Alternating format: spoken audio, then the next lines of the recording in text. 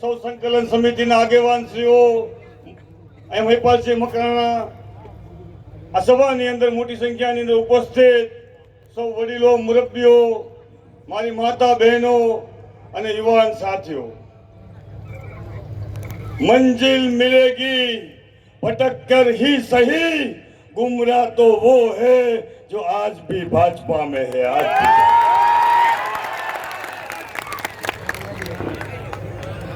મારી આદત નથી કે હું નરેન્દ્ર મોદીની સભા હોય અને કોઈથી સાંભળતો હોય, પણ જ્યારથી આ ક્ષત્રિય આંદોલનની શરૂઆત થઈ, ક્ષત્રિય સમાજ નિવેદન કરે, આવેદન કરે, અને આજ જ્યારે ગુજરાતની પવિત્ર ધરતી ઉપર દેશના વડાપ્રધાન આવવાના હતા ડીસા મુકામે, તો આજ હું એ સભાને લાઈવ જોતો હતો. આજ કંઈક બોલશે આવડા.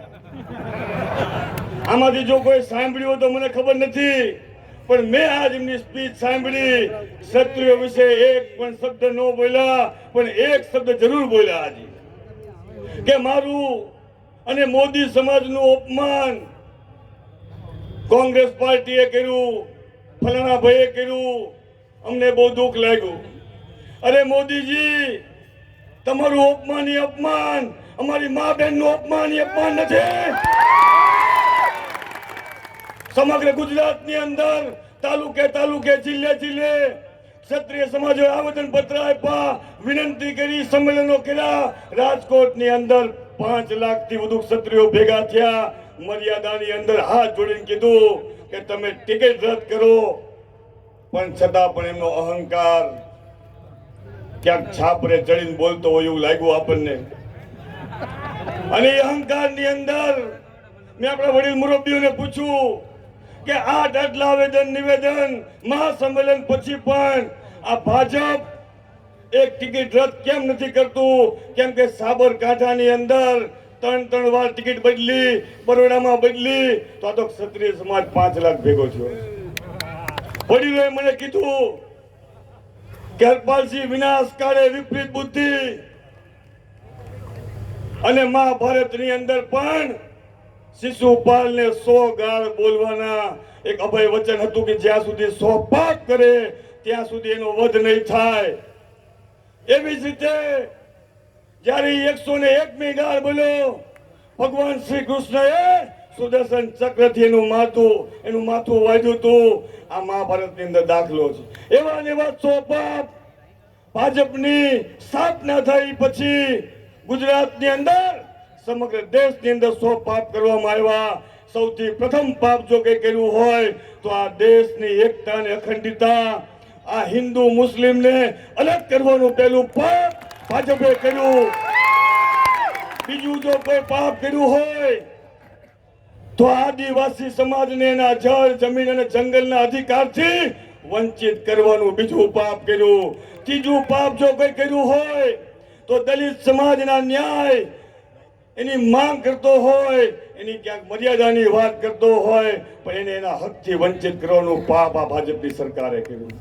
ચોથું પાપ જો કંઈ કર્યું હોય તો પાટીદાર સમાજ જ્યારે એની માંગ હતી, એના હકની વાત કરતો હતો, એની વાત નો સાંભળી અને 14 પાટીદારોના દીકરાઓની અંદર છાતીમાં ગોળી ધડકવાનું કામ ભાજપની સરકારે કર્યું. આવા અનેક પાપ આપણો માલધારી સમાજ, ગૌપાલક સમાજ જે રહ્યો, એની ગાય એટલે એની માતા. હિન્દુ સંસ્કૃતિની અંદર હિન્દુની જો કોઈ માતા હોય, જન્મ દેવાવાળી માતા સિવાય તો ગૌ માતા હોય. 2 વર્ષ પહેલા કાયદો લાવવામાં આવ્યો, ગાયોને ડબે પૂરવાનું પાપ ભાજપની સરકારે કર્યું.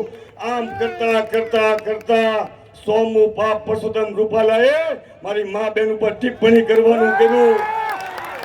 અને 101મું પાપ નરેન્દ્ર મોદી સહિત સમગ્ર ભાજપે કર્યું, એની ટિકિટ રદ ન કરી.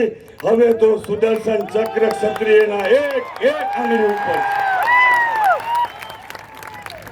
પાપ વધી ગયું છે. એટલે કહું છું કે હો ગઈ હે પીર, પીર એટલે પાપ. હો ગઈ હે પીર, पर्वत सी अब पिघलनी चाहिए, इस हिमालय से अब कोई गंगा उतरनी चाहिए. क्षत्रियों का मकसद सिर्फ हंगामा खड़ा करना नहीं है, हमारी कोशिश है ये तस्वीर बदलनी चाहिए, तस्वीर बदलनी चाहिए। બધા વક્તાઓને આપણે સાંભળવાના છે ત્યારે ખાલી બે કામ મારી વાત પૂરી કરીશ। પહેલું કામ, ક્યારે જાહેર મંચ ઉપરથી સોશિયલ મીડિયાના પ્લેટફોર્મથી હજી પણ જે ક્ષત્રિયો ભાજપમાં છે એને ભાજપૂત ન કહેતા, એને સમજાવવાના છે, પ્રેમથી મનાવવાના છે। બોલે છે જોરથી બોલો, આ કામ કોણ કરશે? તમે નો કરતા, ઊંધું મારશું। જશો સમજાવવા, જો સમજશે નહીં તો તમે બાજી પડશો। મારી માતા બહેનો, આ કામ તમારે કરવાનું છે, કરશો કે નહીં કરો? કેવી રીતે કરશો? આગેવાનો જે ભાજપની અંદર હોય, ક્ષત્રિય આગેવાનો લિસ્ટ આપશે। મારી માતા બહેનો જે લિસ્ટ આપે એ ક્ષત્રિયના ઘરે જઈ કંકુ તિલક લઈ કંકુ તિલક કરજો, હાથમાં રાખડી બાંધજો। કંકુ તિલક કરી હાથમાં રાખડી બાંધજો। ક્ષત્રિયનો દીકરો ગમે તે પાર્ટીમાં હશે, ગમે તેવો અધર્મી હોય, એની બેન જ્યારે રાખડી બાંધે એટલે પૂછે, મારી બેન શું જોઈ છે? તેથી મત નો માગતા એને કહેજો કે મા બેનની અસ્મિતા માટે લડવા માટે રાખડી બાંધવા માટે આવ્યું છે। તમે તેઓ કેસરી પટ્ટો પર ઉતારી મૂકી દઈશ। બીજું કામ હવે તમારે કરવાનું।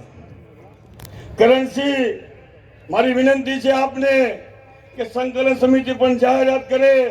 7મી તારીખે મતદાનના દિવસે ક્ષત્રિય વડીલ આગેવાન યુવાન મિત્ર સવારમાં કેસરી સાફો ને પાઘડી પહેરી મતદાન મથકની બહાર ઉભો રહેશે।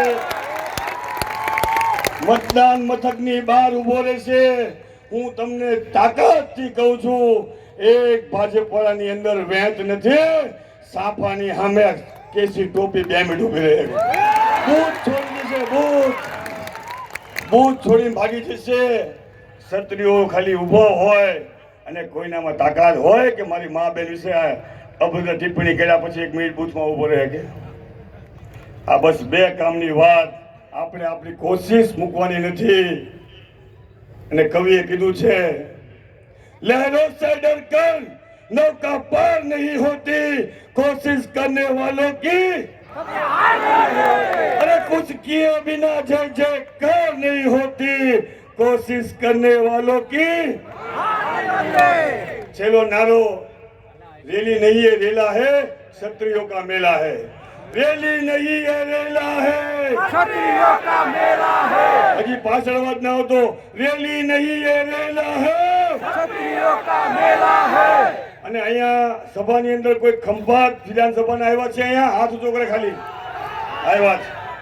પહેલા મારા વાલીડા, તને તો 2 રૂપાલાને હરાવવાનો મોકો મળ્યો છે। ખંભાત વાળા ચૂકતા નહીં।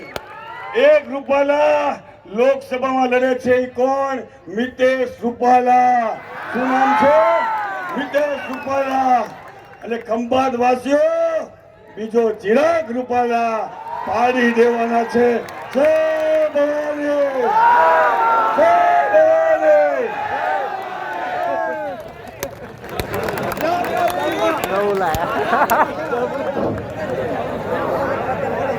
ખૂબ ખૂબ આભાર બાપુનો।